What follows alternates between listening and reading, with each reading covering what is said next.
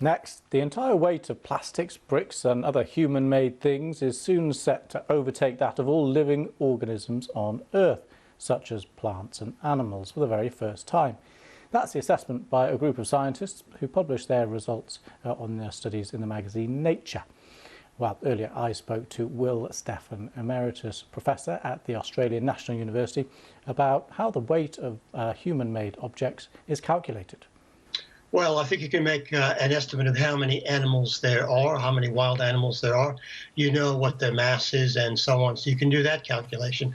It's probably a bit trickier in terms of plants, but nevertheless, we have a good idea of what we call major biomes: rainforest, temperate forest, savannas, desert, and we can get an average for the mass of above ground, what we call above ground biomass. That's the stuff you see, plus the roots.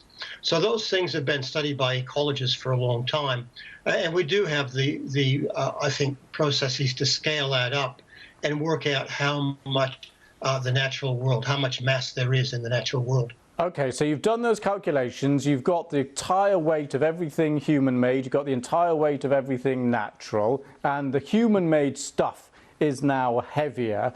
Why does that matter?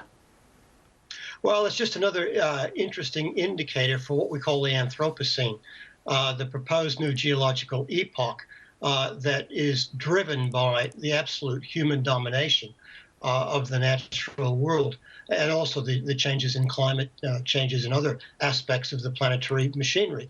So I think that is yet another statistic indicator to show just by how much humans are now dominating the structure and functioning of the whole Earth system. And so was this something you were expecting?